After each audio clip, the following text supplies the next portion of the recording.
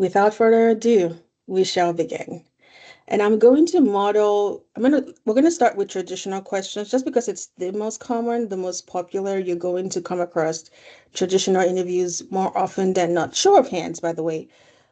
And do any of you have either an MMI coming up or you're applying to schools that do MMI interviews? I've seen the shit. Yes, yes. Okay. All right. All right. So the first one I'm going to do is I'm going to start with, actually, I'm going to have somebody ask me. Someone volunteer ask me, Nellie, tell us about yourself. I want to show you how I do it. And then I'll have a couple of people kind of try. Okay. Somebody volunteer. All right. Hey Nellie, tell us about yourself. Hi, good afternoon. My name is Nellie, like the screen already says. I am from Nigeria. I was born there. I grew up there. I immigrated to the United States now over a decade ago, actually. I did my bachelor's degree in Nigeria. I moved here, got a master's degree, and then I started having children. I got married. I have a family. I have two kids. And speaking of kids, actually, it was when I had my second child that I learned about the PA profession. It was this time when I went for like a prenatal visit and I met actually not a PA, but a nurse practitioner. But she gave me such an excellent level of care that I looked up, I'm like, what's nurse practitioner? Because I don't know if you know this, but where I come from in Nigeria, we don't have that mid-level position. There no PAs, no MPs. So I looked it up. And the more I went down the rabbit hole, I found this other profession that functions very much like a nurse practitioner called the PAs, with the main difference being that PAs are able to move from one specialty to the other, serving the communities whenever needs arise. And that's what sealed the deal for me. And I've spent the last 5 years of my life because I knew I wanted to be a PA before my son was born, but now he's 6. So I spent 5 to 6 years of my life getting prerequisites done, just so I can be in front of you today. And I'm so excited to be here. It's my pleasure and the honor of my life to be here today. So thank you for having me. How was that? Give me feedback. Good. I'm saying nods. I'm saying okay. That's really good. First, thank you. I appreciate that. And I did that for a reason. I did miss something that I actually said in my interview because I was asked that question during my interview. And I remember saying, besides, I also added what I did for patient care experience. I added, oh, I worked as an ICU nurse for about a year and a half, and then I worked as an ED nurse for a year. I added that somewhere. But I did that for a reason. One, when they ask you that question, I want you to start thinking. One, yes, they want to get to know you, your family of orientation, where you come from, blah, blah, blah, where you went for undergrad, what you did. But before the end of every question, I want you to take the opportunity to bring it back to why, whether like how you found out about the PA profession, or why you're going to be a good PA, or why you're going to be a good PA student. All of this must come back to that. That's the point of this. Okay, so I don't want you like, yes, you can talk about fun fact. Oh, I love K drama, da da da. But at the end of it all, make them laugh. Make them, if that's your thing, be yourself. Be who you are. I'm the kind of person I like to. I don't take life too seriously. I'm a serious person, but then I don't know. I like to make people laugh. That's just my style. And so when I went to my interview, do you think I was sitting there like, no, no, no, no, no, no. I was myself. They laughed. I laughed. We had a good time because that's who I am. So yes, I want the person to get to know me to see if I'm going to be a good fit for their program. Because if who they're looking for are robots, I'm not going to be a good fit. But if they want someone who can, yes, be super studious, but then also be a jester when I want to be, then I'm going to be a good fit. But at the end of the day, everything comes back to what? Why you're going to be a good PA? Why you're going to be a good PA student? Why this should pique you? What skills have you had? Or what skills have you gained along the way to make you a good fit for the program? Okay. And I feel like I've been talking a little too much. So I am going to pose the question to you. I want practice. For every question, I would say I want maybe 1 to 2 people to volunteer just to try it out, and then we'll move on to the next question. How does that sound? Sound good? All right. Who wants to go first? Tell me. Well, I'll wait. Who wants to go first? If you don't volunteer, I get to call you. Don't be shy. All right, Myra, let's go. Let's do it. Okay. All right, Myra, tell us about yourself. Hi, so my name is Mayra Cuevas. I come from a small family, which is just my mom and I. Growing up, I mean, I would translate for my mom at her doctor's visits, right? And since then, I think that kind of got me into learning about the medical field and so on, and then just starting to volunteer back in like 2015 at my local Riverside Community Hospital. That's where I started to volunteer and get myself into that. Um, I graduated from UCR with a major in biology, and for my hobbies, I started to do ice skating just to get myself build that confidence, even though it is tough. I'm still getting there. And I like to hike for the fun, when I have some time. And as far as work, I'm working as a medical assistant since this is my second application. So I wanted to improve my clinical experience, and additionally, I was taking more science courses, upper division courses such as immunology and epidemiology. So yeah, that's what I've been doing since my last application.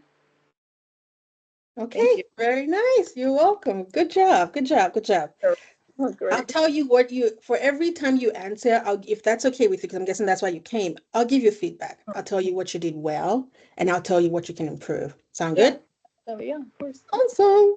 So I love that you told me about your translation experience with your mom. I love that you Mhm. told me you're an only child, it's just the two of you. I love that you told me what you've done to improve your application, given that you didn't get in the first time. Because schools want to see resilience. They want to see that you're not a quitter. Okay. So I love that you very quickly told me, yeah, because depending on the school you're, especially if you're applying to the same school twice, they may already know, oh yeah, she applied here before. So without them asking, you already told them what you're doing to better yourself. So that's good. Okay. So for improvement, Myra, I want you to, when we're done today, I want you to actually write down this response. When I hear tell me about yourself, I really want to know about you first before we get to all the things that you're doing. Da, da, da. So, not necessarily changing your response, but the way you order it, right? Mm. I want to know where you're from because I hear an accent. Where's the accent from? Where's your family from? It's just fun facts. People are curious, like especially when you have an accent. Americans like to know where your accent's from. That's just the truth, okay? So just add it in there. So just order it a little bit more. Tell them where you're from. I love the stuff about your mom, and then your hobbies. You can very quickly chip in your hobbies, and then we come, oh yeah, I've been a medical assistant for how long? What specialty are you in, right? Because that could play towards your strength. For example, if you're a medical assistant in cardiology, for example, or the emergency department, think, think, think, think. That's not to say none other specialties are bad, but that's important because I don't know if you guys know this, but cardiology is the biggest section of the PANS. And also in PA school, you spend a lot of time doing cardiology. So see, so stuff like that. And then you go to, oh, what you've done. I would love to hear how you heard about the PA profession. How Mm. did you get here? Okay. Chip it in right away. I want to know.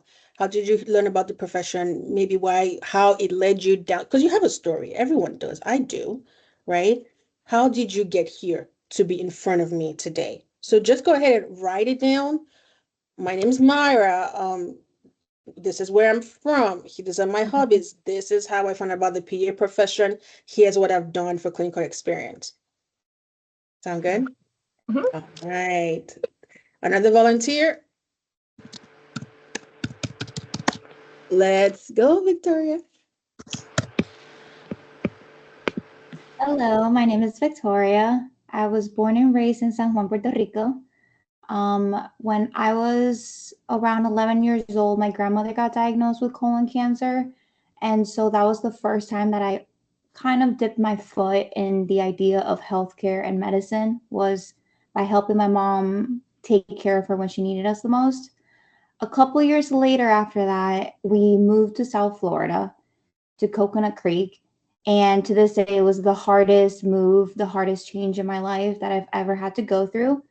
It was very, very hard on me and my family, but we're a close-knit family of four.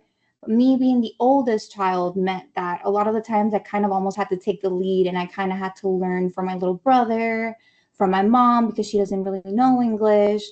And so for a couple of years, I was kind of all over the place, not knowing where I wanted to be in life, where I fit in. And that's how I ended up volunteering at our local hospital in Boca Regional. And I loved it so, so, so much that I ended up volunteering there for the remainder of my high school years. After that, I went to FAU and I graduated with a neuroscience degree. And I knew that I wanted to be in healthcare, but there are so many options that I couldn't really pinpoint one. And I knew the only way to do so was by shadowing other professions, by working in medicine. And so I made it my goal to become a medical assistant somewhere that I had that was different professions in healthcare to where I can see them. And so I started working at Hacker Dermatology, whereas I work right now as a dermatology medical assistant. And I've been working with MDs, DOs, nurses, and our PA, Hannah, who's become my mentor, my friend, and my biggest supporter throughout all of this. It's been very, very, very, very interesting working in healthcare, and I've learned so much from each one of the providers. But through Hannah was how I fell in love with the PA profession. And by shadowing her and being her personal medical assistant was how I knew that this was the profession for me. For fun, I like to do yoga. I like to meditate, especially because it helps me a lot through stress, especially with the pre application process. It's a lot on all of us, it's a lot on me. And I like to take some time for myself to just ground myself. And when I'm not doing that, I'm with my family, who throughout all of this, we've remained very, very close and tight. Very nice. Very, very well done, my Victoria. Thank Sorry. you. I'm terrible with names, as you can already tell. Good That's okay. job. Good job. I loved that. I feel like on there, I don't know how I wasn't timing it, which I should have done. Because one thing is, many times this interviews would tell you you have 1 to 2 minutes to tell us about yourself. So be sure that when you are crafting your responses, especially every ones you have, tell me about yourself. Practice to the T.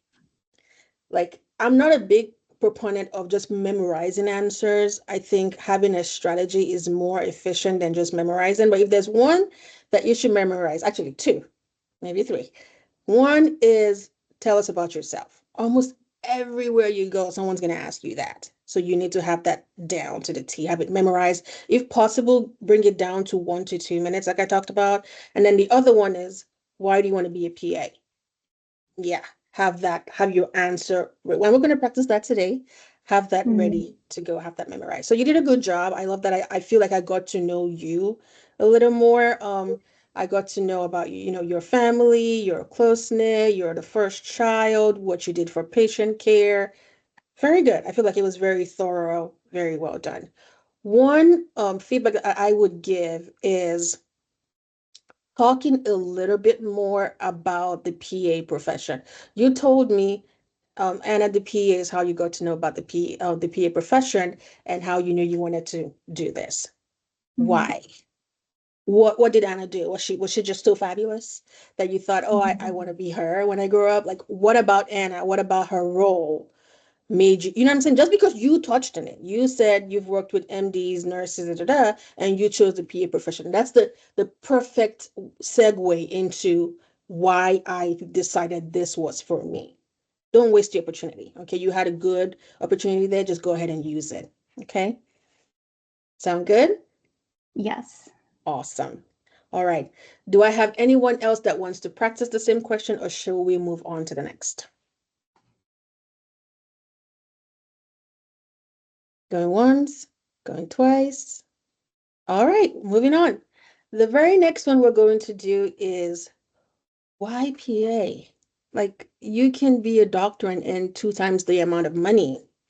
Why do you want to settle and become a PA? No one's going to say like that. I'm petty. Okay. They'll just say, why PA and not MD? Why PA and not MP? In my case, it was why PA and not nurse practitioner because, duh, I'm a nurse, right?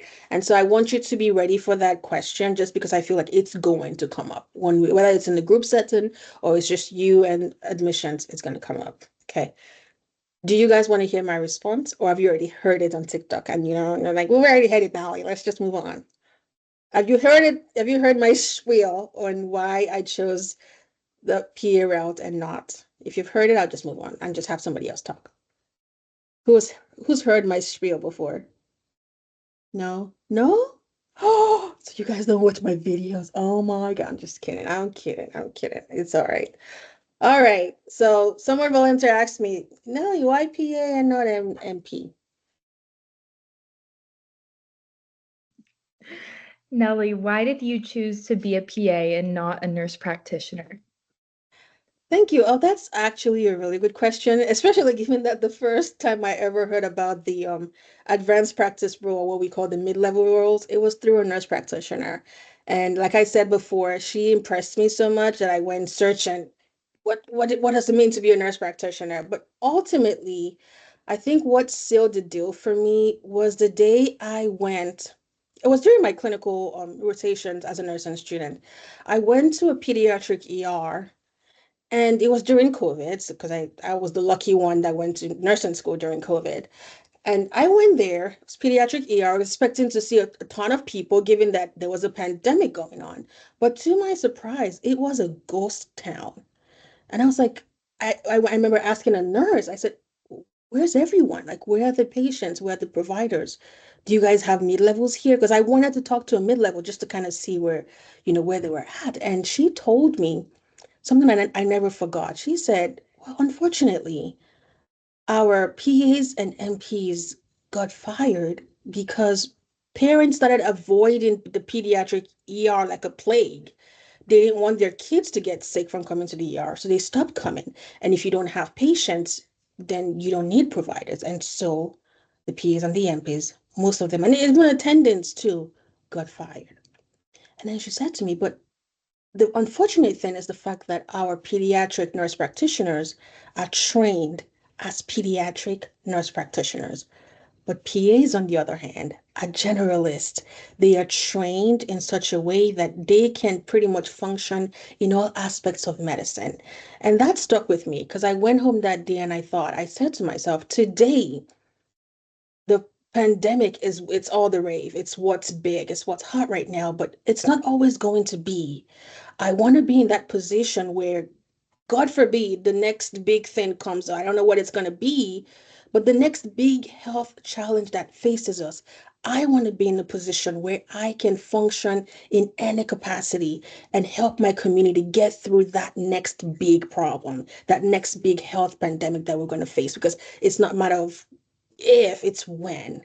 And that's why the PA route is what I feel is best for me because I'm able to be flexible and adaptable and go wherever my patients need me. That's why PA for me. The end. And I was asked that, and maybe I took my answer a little bit, but that was pretty much about what I said because it did happen. I didn't make it up. It did happen. Like I said in my story, went to the ER. Everyone was like, but they had everybody, you know. And at that moment, I was like, yeah. The difference between the PAs and the MPs is MPs are trained in one area. And so if something shakes that area of medicine, they have nowhere to go besides going back to school to go recertify. The pediatric emergency medicine MPs, well, now what? But then people who worked in pediatrics as PAs got to go into adult medicine because that's the role. You get to be flexible and adaptable. And that's what's needed, I feel like, in medicine.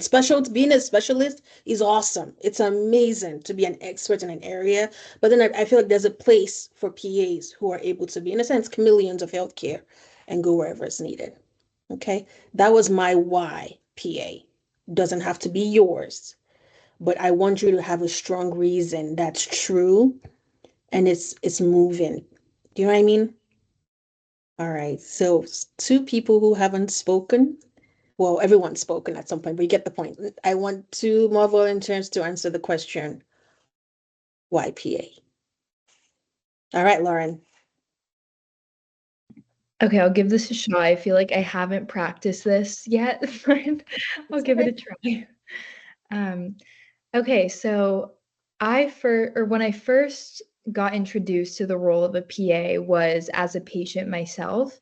I grew up with some health issues at a young age, and when I first was introduced to a PA, was because I was referred to a cardiologist who had around a 6 to 8 month wait limit or wait list. And I knew I had to be in sooner. We weren't sure what to do. And then we're told I could see the PA next week. And so I was introduced to this PA, Amy, and right off the bat made me feel more welcomed and seen than any other provider I've ever met. And to me, a PA symbolizes hope because I finally had hope that someone would listen to me. And she really did. She made a whole personalized plan for me, ensured I was well enough to continue on in high school. I got to go to college, and knowing I had this goal in the back of my mind while I was in college, I got involved with the pre-PA honorary at my school and ended up actually becoming the vice president. And through that, I was able to not only meet other PAs or guest speakers, but also help mentor other younger college students who weren't sure where they were on their journey. And also through my shadowing opportunities, I was able to see how PAs are so crucial to bridging this gap in healthcare, where uh, making wait times less severe, and then also just being able to step in where needed. And through all these experiences, I've realized the PA is the perfect profession for me. And yeah, I know it needs so much work, but That's okay. That's why we're here. That's why we're here. But I think you did a really, really good job. I love that you're taking the strategy of telling me, how do I say this? I'm just gonna say the way it comes to my head, so I don't have. I love that you got to tell me, yes, why PA, but you got the opportunity to show off the things that you've done to bring you here. That's what I was trying to say. I was trying to find like a very nice, politically correct way to say it, but whatever. You got to show off what you've done that has earned you this sit today. And that's important, guys. Not every single question, but during your interview, there's going to be a point and you want it to flow almost seamlessly. You don't want to be like super like show off. You're like, oh, I'm so great. But you want to be able to take an opportunity. If there's something that you've done that's like super significant, right? It's like, oh, you were president of a pre-PA club. You were, I don't know, whatever else that you were that has helped besides just like the basics, because everyone needs patient care experience. If your school requires it, everyone has that. You know what I mean? So that's not necessarily super important, but if you've done something extra, like the extracurricular stuff that will help you stand out, please mention it. Find a way to chip it in there. Because I don't know if you know this, but do not assume, please do, I need everyone to hear this. Do not assume that the person who is interviewing you has looked at your file and knows who you are. That may not be the point. But that may not be necessarily true. I remember when I was interviewing with Emory, they told us the people who were interviewing us came in blind.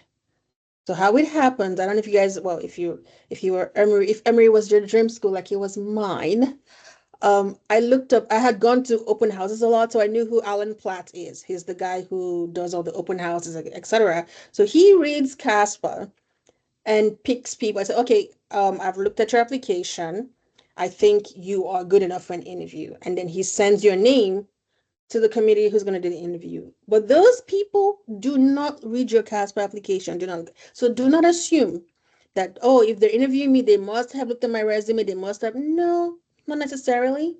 So if you've done something super phenomenal that goes beyond the basics, find a very seamless way that's not super show-offy to mention that. So you did a good job with that. I love that. Good job. Okay. Yes, does it need to be refined a little bit more? Absolutely. But I think you're very you're so close. You're so close. Okay. Good job. All right. Who's next?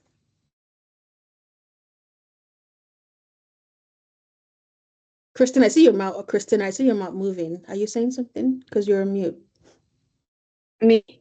Oh, there you are. Go ahead. Oh no, I didn't say anything, but I mean, I could go. I honestly have not practiced. Well, I'm very that's why nervous you're here to because everyone's practice. answer is good. I think that like I don't know, I don't even know what to say at this, but um, I mean, I can go. No All right. pressure, no pressure. But I think I want you to feel comfortable enough to say, yes, the answers may be good, but this is low stakes. Like literally, this is Mm, it's a safe space, like they like to say, safe space. Okay. Okay, why do I want to be a PA? So I first learned about the PA profession during my sophomore year of college after I saw a dermatology PA as a patient. At the time, I knew I wanted to be in medicine and healthcare, but I was still exploring different paths. I didn't know exactly where I was going to end up. But that experience kind of sparked my interest and curiosity, which kind of led me to research what a PA really was after. What drew me in about PAs was their ability to change specialties and their ability to collaborate with physicians and other providers, um, and also the ability to form meaningful ongoing connections with patients. I began shadowing both physicians and PAs, but it was the PA that stood out to me the most. I really liked their role and their ability to balance autonomy and teamwork. I saw how really close they got with patients, and that's something that I want to bring into being in the future. I became more intentional getting hands-on experience. So I applied to work as a medical assistant in internal medicine, where I worked for about a year while doing classes. That experience helped me build clinical skills and confidence when communicating with patients. And I feel like it definitely taught me a lot with how I speak and respect all people of all backgrounds. Um, Lastly, shadowing is something that I'm actually currently doing still. Um, it's the specialty is oncology and head and neck surgery. It's really interesting, and I really just doing this so far has truly solidified my desire to go into PA. I realize that this role is really what I want to do. Since then, I'm still volunteering and just wanting to find more clinical experience to help me for the future. And you said you hadn't practiced. Look at you. You did a good job. That was I excellent. honestly was trying to make things up on the spot, but I'm very nervous, but Don't be. We're all friends. You did a really, really good job. I love that you got to talk about the autonomy that PAs have, because that's a real thing. They do have many PAs work with a lot of autonomy, more than people think. We don't just get the provider's coffee. We don't run every single case and let the provider sign off on every single thing that we do. There's a lot of autonomy in the PA practice. I love that you talked about that because it's a big issue going on right now. And also the fact that PAs get to spend a lot of time with patients, because for many practices, many PAs, we just have less cases or less acute cases than the attending will have. And so we get that extra time with patients that they do appreciate. So good job. Did a really good job. Yeah. All right.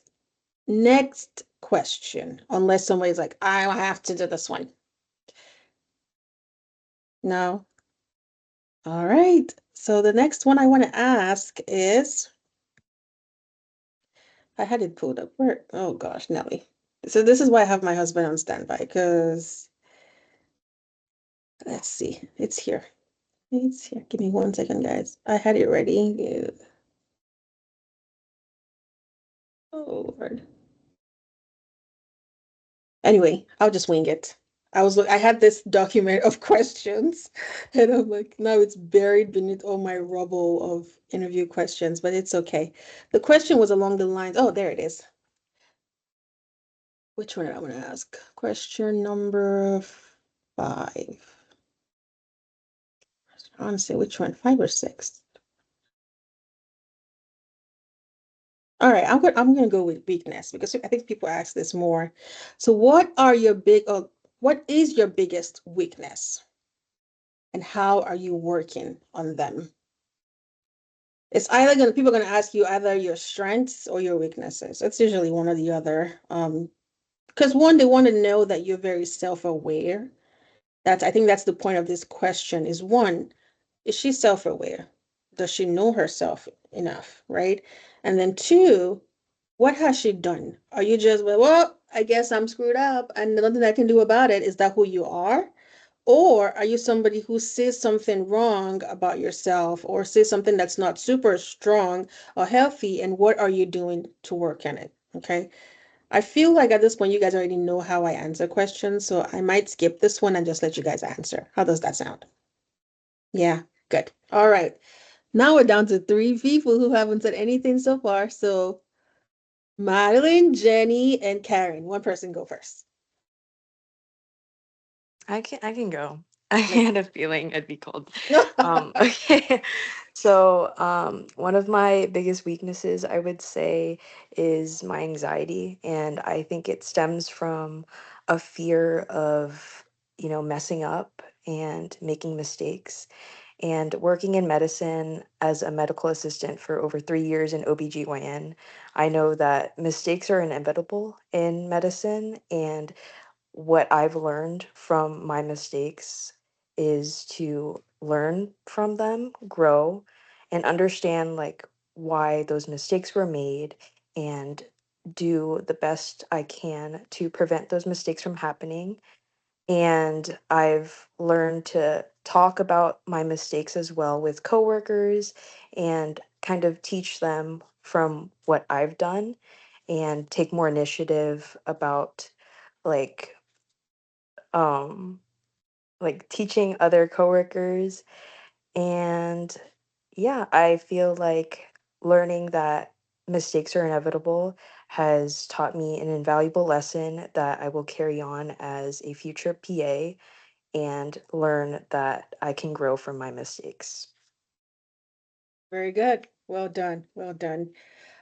Your answer was really good. I loved it. I think the only thing I would say is just because it was so short, not that short's bad, but say you had 2 minutes for each question, for example, that might be an opportunity for you to give an example of, Yeah, oh, I was gonna give an example, but then I got okay, kind of flustered that's and okay. forgot about a story. I have a lot of stories that I could say, honestly. But yeah, for the future, I do have some stories that I could pull from and for sure talk about them during the interview. But yeah, I get it, yeah. Okay, good. So you talk about a story, you talk about the mistake, but then always tied back to how you overcame that. Okay. It's not just, oh, here's what I did that was bad. The end. No, it's here's what I did. Here's the mistake I made, and here's what I did to make it better. And this is what I learned about myself. And going forward, and again, remember what's the goal? You bring it back to why it's going to make you what? A strong PA student. Almost every answer you give comes back to that. I've done this, I've made this mistake, I grew from it, and based on that, I know myself well enough now to I'm gonna be a better PA student. I'm gonna incorporate this into my life as a PA, and it's gonna make me stronger. Okay. Always the goal. Every time you answer a question, bring it back to that. Okay. Yeah, All right, thank you so Jenny. much for You the seem so, feedback. you are so welcome, my friend. Jenny, you look so excited to do this. Let's go. Okay, well, I haven't really practiced anything. Like this kind of is my intro to practicing for the interview questions. You're fine. But I would say my biggest weakness is constant people pleasing. I think it stems from me like constantly putting myself last, coming from like being a younger sibling. I always felt like I had to make sure that my older brothers were okay and doing fine because I also saw how my older brother would do that for us. So I would think he was almost a role model in that sense, and I kind of followed in his footsteps, but I took it, I think, just almost like a step too far to the point where like even like my roommates will kind of like walk all over me and kind of get what they want because they know that I'm going to say yes and do what they want. But I'm starting to learn that it's okay to put myself first in some situations, and it's not a bad thing. It doesn't put others down to like do what's best for myself. So I think that just taking little steps and voicing my opinion and saying what I actually want and actually want to do is not a bad thing. And also in medicine, it's going to be inevitable that I will be having to disappoint people. So I also think it's okay to acknowledge that disappointing people is just the reality and it has to happen. So doing things the best of my ability and making it easy to essentially disappoint people is probably the route that I think would be best to overcoming this in the medicine scenario. So yes. Okay, good job. You guys always say, "Oh, I haven't practiced," but then you do so well. Like, no, I don't believe you. I have not even considered that for like more than like 2 seconds. That was awful. I'm sorry. That's all right. That's all right. This is a learning experience, and you guys are doing so well. I'm impressed. Good job. So you did really well. You talked to, I love that again, you showed that you are very self-aware. You gave me examples as to how you know that, right? Oh, because of how your relationship with your brothers, your roommates, etc. Okay. If I were to tweak it a little bit, I would say, just because it lends itself so well to it, is, oh, I'm a people pleaser in my life, and it has made me reflect on how that's going to affect my role as a PA, because working in healthcare and working, okay, there are two ways you can do this, but let me finish this thought. Working in healthcare as a PA is very much a collaborative experience. And so I want to make sure that I am very assertive when I find myself in that position, working with other physicians, other PAs.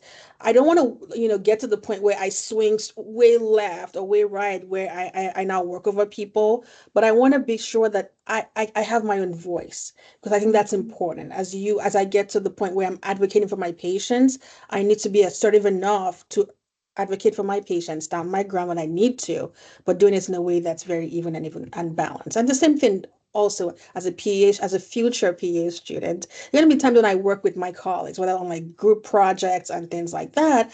I want to make sure that my voice is heard, because I think I do have valuable things that I can add to the team, and I just don't want to shy away due to fear of other people not accepting me. I want to be able to share my thoughts, share my views without working over other people, but be assertive. So I'm working on that very actively. Not a perfect tweak that I just gave you, but that's what I kind of want you to go with. It's like bring it back to how that's going to affect you as a PA student or as a PA in the future. What have you learned? How have you found your voice in group situations, etc.? So I want you to bring that back. Does that make sense? If it Yeah, doesn't, say it totally. doesn't. I can take it. No, it totally does. Yes. Yeah, Okay. thank you. You're welcome. All right. The next Can question I is something. also try? I'm so Absolutely. sorry to No, you're interrupt fine. you, No, but I you think did. this question is one that I'm kind of a little bit hesitant on. But Okay. okay, Let's go. so thank you. My greatest weakness, or something that I'm trying to improve on in my life, I guess, would be I tend to have kind of like an all or nothing mindset. I feel that when I put my mind onto something, I can kind of go to extreme measures to achieve it. So, for example, I was at a low point in my life after graduation, and to find inspiration, I started watching documentaries, and one of them was on veganism, and it inspired me so much that I actually just became a vegan overnight. And so I quit eating all animal products, just cold turkey, just like that. And I think it lasted for about 1.5 to 2 years. And so I think in the grand scheme of things, it wasn't very long, and the adjustment was so abrupt and hectic for my body that it just didn't become a lifestyle choice. And so I think in retrospect, I've learned that it's better to kind of have more gradual, steady, slow process rather than trying to do everything overnight. And so fast paced, I've learned that, it's better to kind of have slow, gradual progress. And I think it's better on me mentally and physically as well. I think of course, as a PA student, you're going to need to do things every single day. You're going to need to study every single day to be able to keep up with the fast paced and rigorous coursework. So that's something that I'm definitely keeping in mind and I'm improving on, is just to do things slowly and gradually and daily rather than kind of, maybe cramming for an exam overnight. It's just not going to work for PA school. And of course, as a PA, it's just important to have great balance in your everyday life and not to do things so abruptly and to expect things to happen overnight. And that's something that I'm trying to improve on. And it's I think it's just better on me mentally and physically, and to have a better outlook on life. I just don't know if it's something that I'm kind of having a hard time tying back to the PA profession, I guess. But what did you think? I liked it. I personally, I think it was good. I think it's relevant, and I loved where you took it to. Actually, so I'm surprised you think it doesn't quite work because it works to me because it's real. I don't know if you saw, but I was nodding my head because I'm like, yeah, that's a real thing. Because whether it's as a PA student or as a PA, something that's very common is burnout. And you know, the Right. quickest way to burn out is by trying to do too Right. much too quickly. You will Yeah, crash that's and burn so quickly. So mhm, I think true. that's the perfect segue into that. It's like because you're Okay. so aware, as now I'm having, you could do it this way, right? It's like, oh, because I'm aware of my tendency to try to do things too quickly.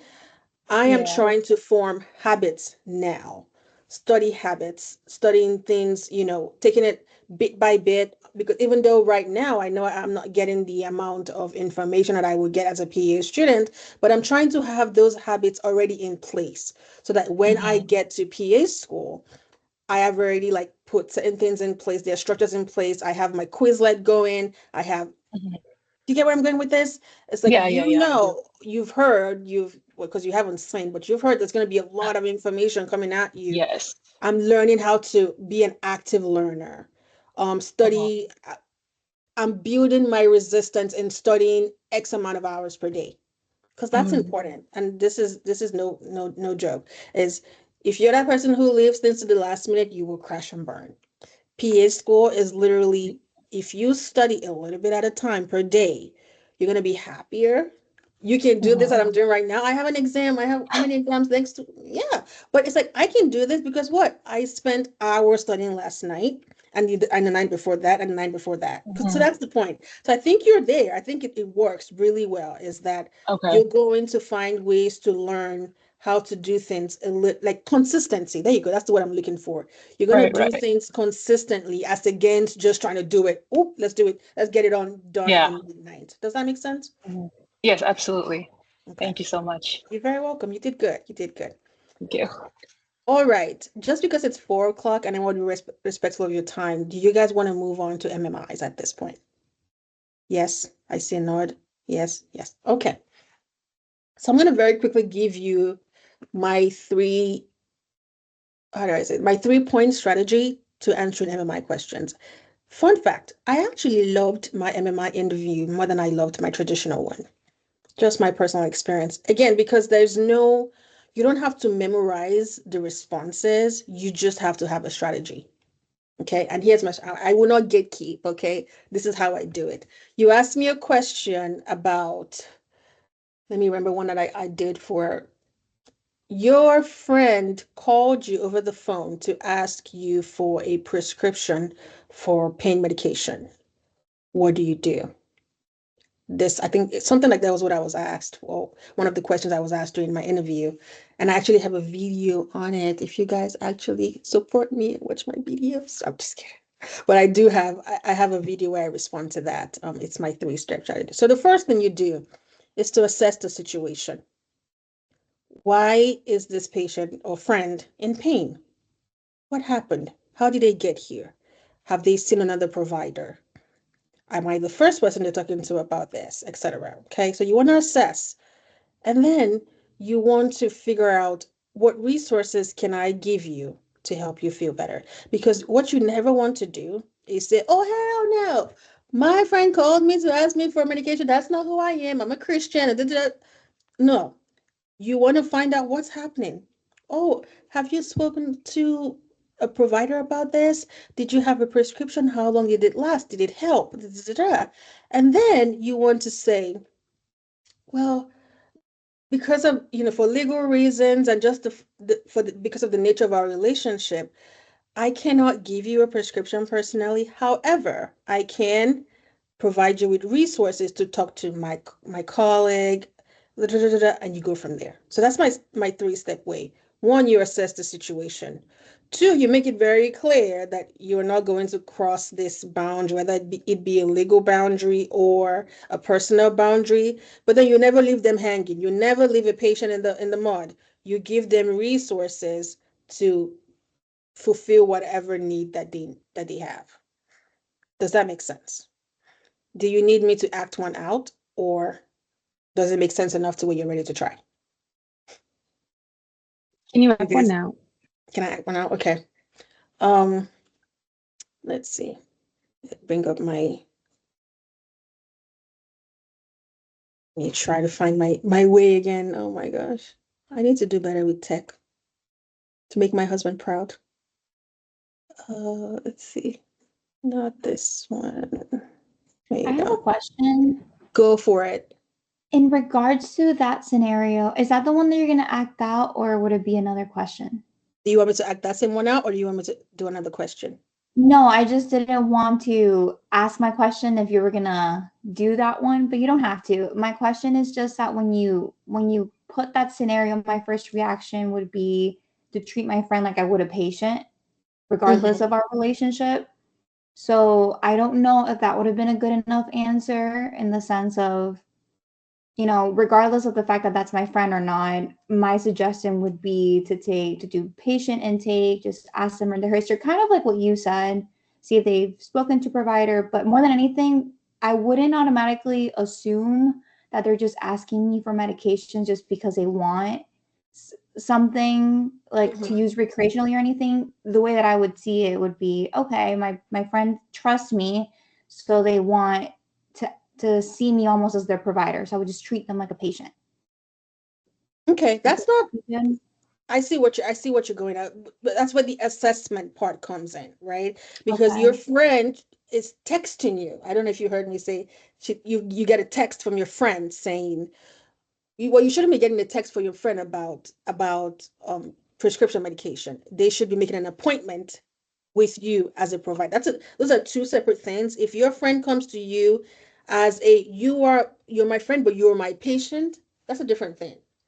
But you will Mm-hmm. learn very quickly. The more you talk to providers, you will learn that friends and family, the moment they know you have a license of some kind, will ask you for this. It's a very common thing. It's like, oh, just write me a prescription for XYZ. Write me an I have a UTI, write me a prescription for antibiotics. And that's a no-no. That is a you will lose your license kind of deal. That's the point of that. It's like, so when your friend is texting you about pain medicine, if they haven't established that provider patient relationship, that's a no-no. Without saying, oh no, I can't do it, and just leave it at that, you want to work through the steps of assess. Oh, do you have a provider you're seeing? Tell me about this pain. Oh, I missed something. One, my first in my stepwise process, my first thing is actually to empathize. I forgot that. You want to empathize with the, oh, I'm so sorry you're in pain. You know what? Let me just walk through it. Let me just answer that. Let me role play that one, right? All right. So again, my friends texted me saying, "Oh, Nelly, would you just write me a prescription for this medicine that I have taken that has helped in the past?" I said, "Hey, John, I'm so sorry. Like, tell me about this pain that you're in." Assuming this is a phone conversation, by the way. It's like, oh, your leg hurts. I'm sorry you're going through that. That sounds very difficult. So, how long has this pain been going on? I will find out about that. How long this pain has been going on? Um, who has my friend seen? Like from a provider standpoint, am I the first person they're talking to about this pain, or have they seen other providers? Does he have a previous prescription for this pain? How long did he use the pain medications for, etc. Okay, and then my next thing is like, John, as much as I would love to give you a prescription because one, I don't want you to be in pain because you're my friend, but I don't want, by law, technically, I cannot just give you a prescription because of our relationship. So instead, how does it sound to you if I get my colleague involved? I will personally call him for you so that you can make an appointment to go see him as a provider. And hopefully, he can get this figured out for you and give you a prescription and help you so you can feel better quickly. How does that sound? So, again, you want to empathize. Oh, empathize. You want PAs? We are the empathizers of healthcare. Okay, we want to empathize always. You want to assess how did they get to this position. Then you want to figure out what else can you do? What resource can you link them up with to help fix the problem? Okay, that's my 3-step shenanigans. And if you have that kind of 3-step lock on lockdown, you never have to memorize anything. It's literally just every time. Oh, let me think of it. Let me look at another question that the same thing works. So there's this one I have here of, no, is this MMI? Yes, it is. Okay.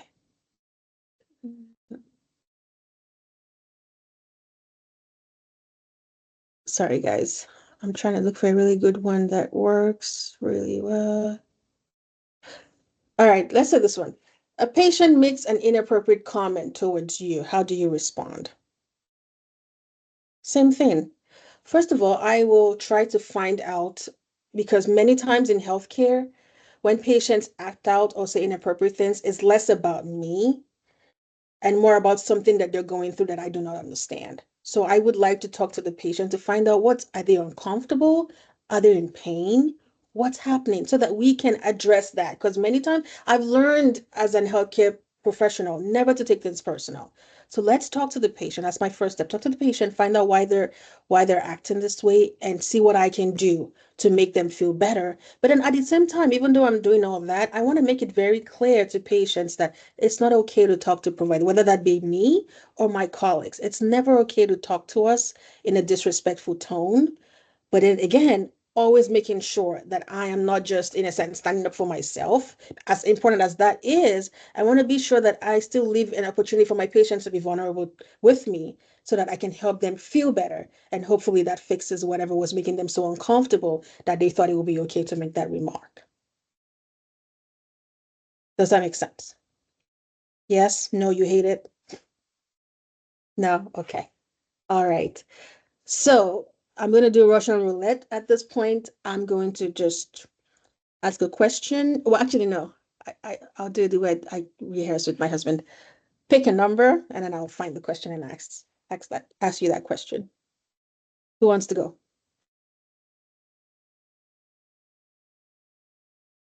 I will just go you. Go I have a ahead. quick question. So, like Sure. for the friend example, so you're asked that question and you answered like as if like it was the friend texting, like you're like talking to the friend. So is that how you answer? Or you do more so like answer being like, oh, I would do this, and then I would ask this. I don't That know if that way. made sense. That way. I think I got a little distracted with trying to like teach you guys how to do it, but in reality, because I was asked that question in reality, so you just say what you would do. So it would be more so like, I'm just gonna show, I'll send you the video to you guys of what I actually did, but it really is just, oh, I would find out, about more about their pain, if they've seen a provider before, if they've had a prescription, how long did it last, did it help, etc. Then I would.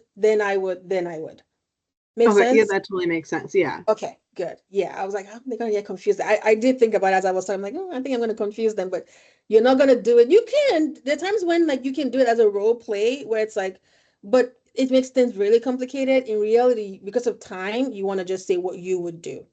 Mhm. I would empathize, I would assess, I would find out more information, and I would provide resources. The end. Oh, yeah, that totally makes sense. Yeah, thank you. You're very welcome. Your mic is already unmuted, so let's just go with you first. Choose a I knew number. that was gonna happen. Okay. You said pick a number. Pick a number. 4. 4. All right. You witnessed a classmate cheating on a major exam. What do you do? If I caught a classmate cheating on an exam, I would personally speak to them after class and try to understand what's going on as to why they felt like they had to cheat, whether there's personal matters going on, they just simply did not prepare. Um, and I would probably end up speaking to the advisor or professor about that because they did violate academic integrity. But I would try to rationalize with the classmate first and try to understand why they would do it and try to prevent them from doing it again. So they don't feel like they have to be in that situation where they felt compelled that they had to cheat in order to pass it. Okay, very good. Well done. Very good. I love that you went through that assess first. You always assess. Do not, even though you hear a question, you're like, oh, I know what I want to do. No, never just go straight to the actual, like the ethically correct thing to do. That's not the first thing you want to do. You want to always assess. Why did they do this? What led them down this path? Just to tweak it a little bit, instead of after you assess, instead of going straight to the professor, I would have said, and I again, it's just me. You don't have to take it or leave it. Okay. I would have said, I would give after speaking to my classmate, finding out why, what led them down this path, I will give them an opportunity to turn themselves in. I would let them go talk to the professor themselves. So give them a chance to, in a sense, redeem themselves. But then at the end of the day, if they don't do that, it's my responsibility ultimately to go talk to the professor, all the things you said. Yeah, Make that was good. sense? Yeah. No, that totally makes sense. That's a good ad. Okay. All right. Good job. Good job, Jenny. Next up, Lauren, your mouth's moving. Your mouth's moving. Try. All right. Pick a number. 3. 3. All right. A patient refuses treatment based on cultural beliefs. How do you proceed? So this is a pretty difficult situation because as PAs, we're trained to treat our patients and do the best that we can. And so I think I'd first talk with the patient about the pros and cons of this treatment, let them know maybe or see what their reservations might be. And then if they're refusing treatment due to their, let's say, religious beliefs, as a PA, I would abide by their beliefs. I wouldn't push anything, and talk to them about all alternate treatments they can do. But at the end of the day, um, still have to respect their values, even if that means not being able to give the best treatment possible.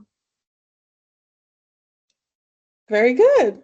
I could tell you were nervous about that one. It's okay. You did really well. I loved all the components of it. It just has to be a little bit more refined. Again, you're going to assess first. I would like to talk to the patient about their cultural beliefs, get to know them a little bit more. I want to know, yeah, I've said a lot, but you get what I'm saying? Like actually Yeah. assess the situation. Then you want to provide alternatives. I said, okay, what else can we do? Even though we might not be able to do the first line treatment that we had planned, but what else so we're going to talk about options that better align with their beliefs.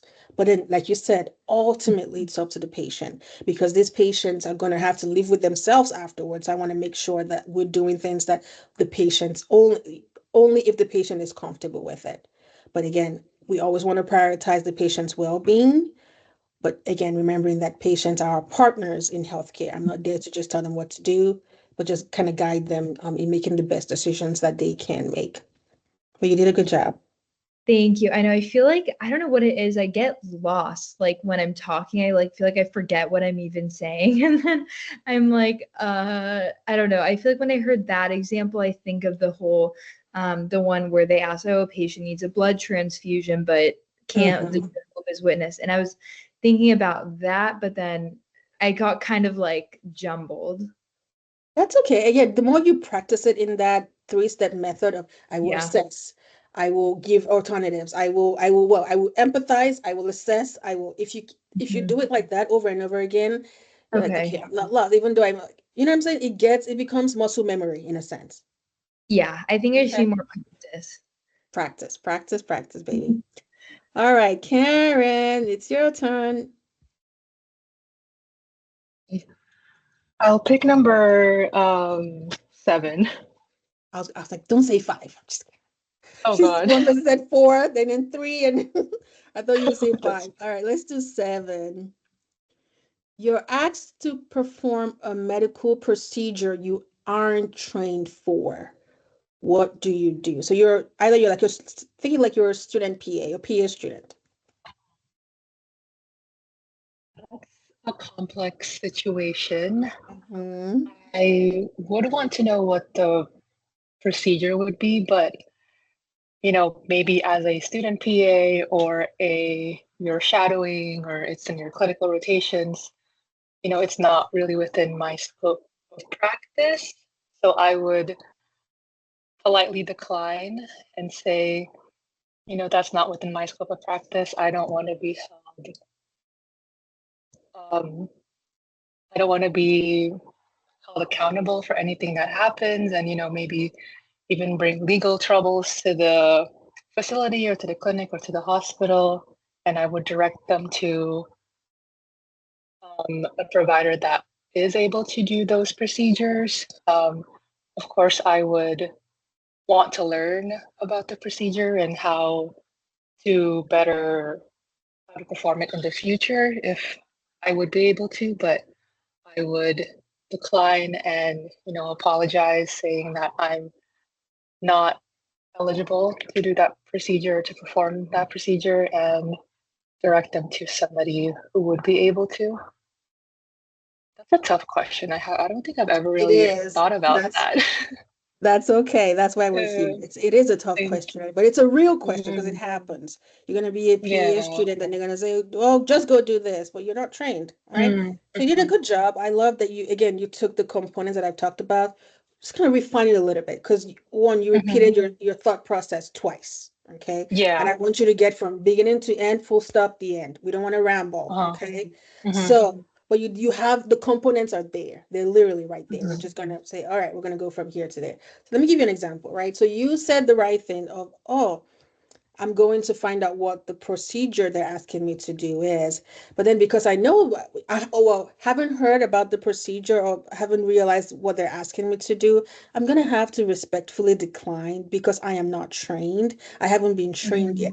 However, because I'm a student and I'm here to learn, I will be more than willing to watch the person doing the procedure do it so that it can be a learning opportunity for me.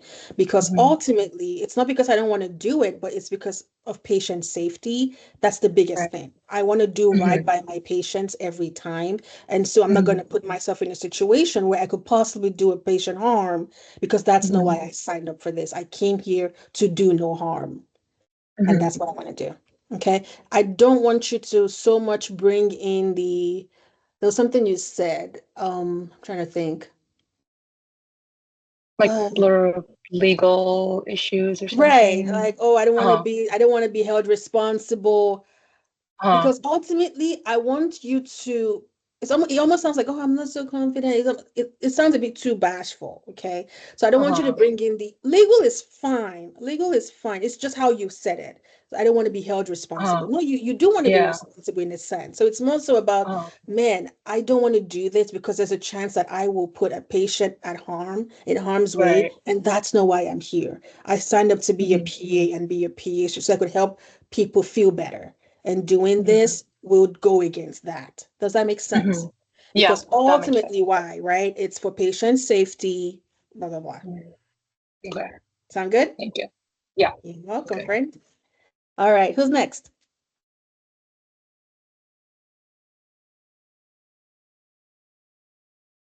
I will call you if you don't answer. Or are you guys good? If you're good and you just want to do Q&A because we have about a couple minutes left, if you want to do open session Q&A, that's fine too. Yeah? All right, cool, cool, cool. I had a question. Sure. So generally for the responses, would how long are we really honestly supposed to talk for, or like how long should we aim to talk for? Because I They you wasn't sure. I don't go want to ahead. ramble. Like Mm-hmm. I just don't. I tend to ramble, and I don't want to do that and be too long. I also don't say something too short. So Right. I don't know. They usually tell you how long, how much time you have. They will say, oh, you have, I don't know, 2 minutes. It's usually 1 to 2 minutes for each question. So I would say that you should prepare to one to 2 minutes.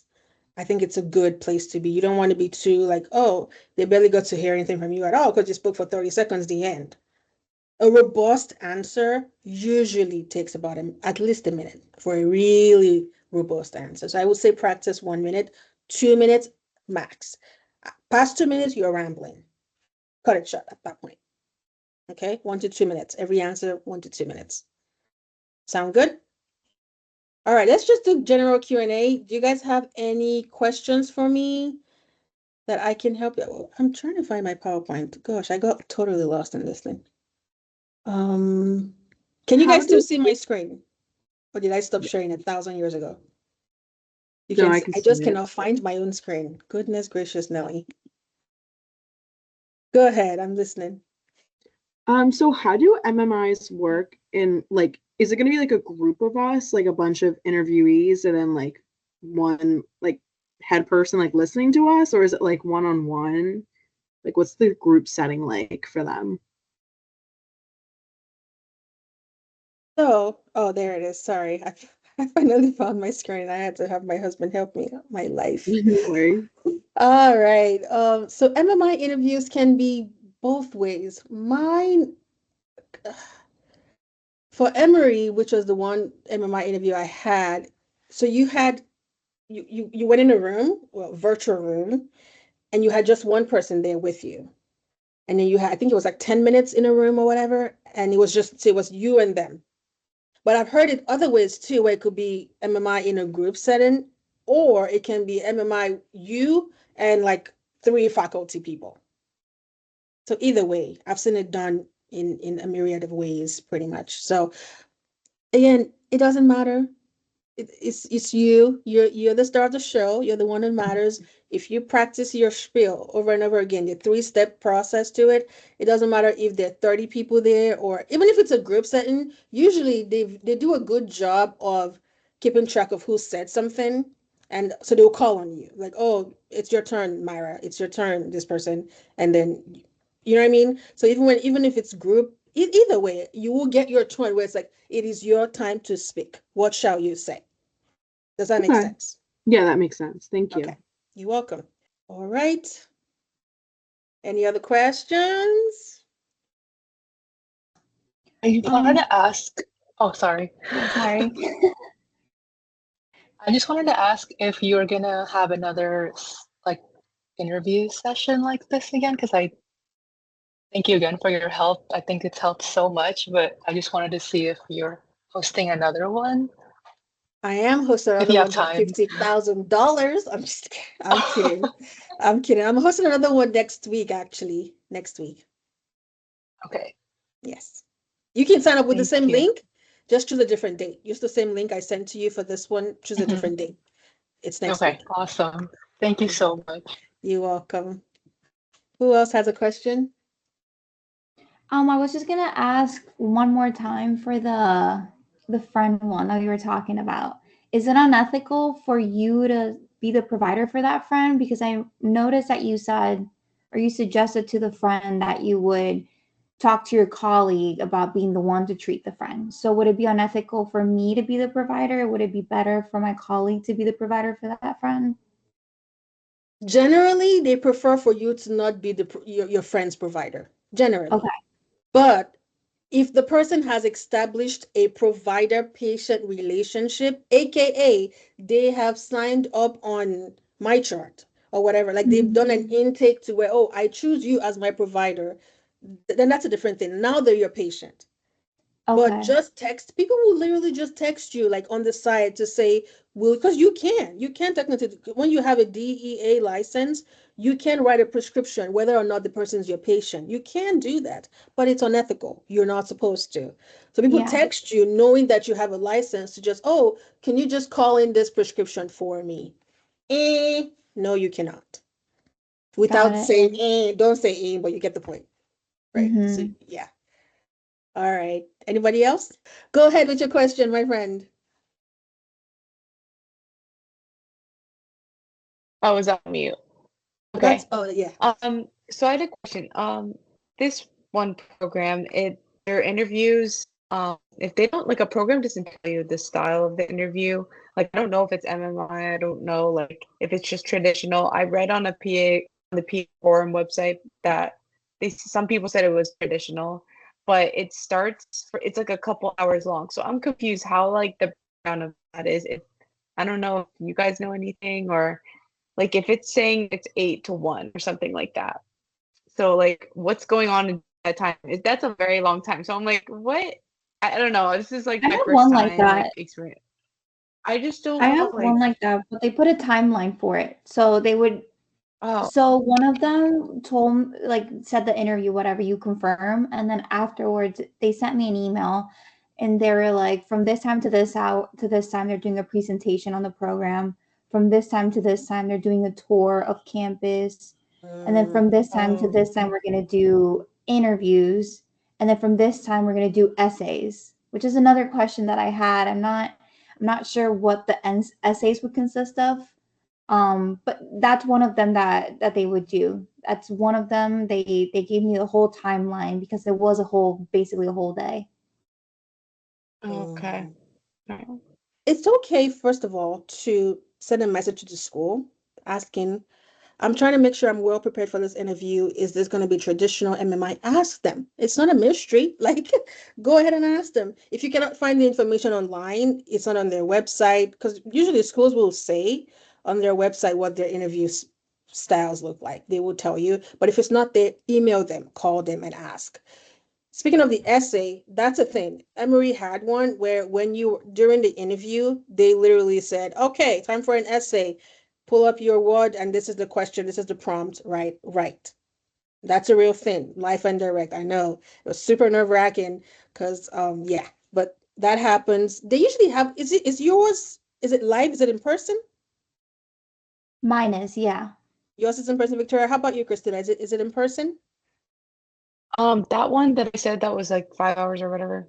Like it's from 8:45 to 1. It's online. It's like virtual. So that's why also I'm confused like how it's that long when How it's is that long virtual. for, yeah, I But know. Huh, I don't that's know. interesting. I don't know. Yeah. So I didn't get any other information, so I didn't know if it was appropriate to reach out. I mean, like, because I read somewhere it's like, oh, if they don't tell you, don't reach out. And I was like, okay, I don't know. Hmm. But Well, yeah. if you're like, okay, you don't want to ruin your chances of getting in by asking for too much information, if it's a no, just prepare for both. I would say it's better to, if you don't know, they didn't say, then prepare for an MMI, prepare for traditional. Just, could be a buffet, who knows, right? So be prepared for both is what I would say. That sounds very interesting. I wonder if they will have like an open house with the interview where like they tell you a bit more about the program. Emory does that too, where you have this initial, I don't know, 35 minutes or the first hour or something where you just get to talk about the program. You get to act like, we call it the fun room, which if you ever interview there, I might be at your interview. So um you do a fun room where you just get to talk to the students, etc., get to know about the program, and then you go. But it's not like 5 hours long. It's still like the whole process is maybe 2 to 3 hours at the most. So that's definitely interesting. All right. Any questions? Any other questions? The essay Oh, prompts like ethical questions. it could be. It usually is an ethical question. Mine was like a quote from some old wise guy that's probably dead. Something else. It was a quote, and they were like, "How would this quote affect your practice?" It was something like that. Ethical, Like a really. GRE essay prompt, Correct. Something maybe. like that. But it Okay. was not like super hard. It was again. How do you answer that? I remember bringing it back to what I learned about myself and why I would be a good PA student. Everything we answer brings us back there. Why Nellie would be a good fit for Emory and why Nellie would be ultimately a good PA. Everything brings us back there. No matter what, you can always find a way to bring it back there. Okay. All right, you guys, unless anybody has any other questions, thank you so much for coming. This is my first ever anything that I've ever hosted, my first interview thingy, anything really. So thank you guys for coming. I appreciate it. Please subscribe to my channel, follow me on Instagram. I post a lot more, I would say, PA school student content on my Instagram just because I have more PA students on there. And then TikTok is more pre-PA stuff. But I wish you guys all the best, okay? Thank you Thank you so so Thank much. you. much. Very Bye. welcome. Bye, guys. Thank you. Bye.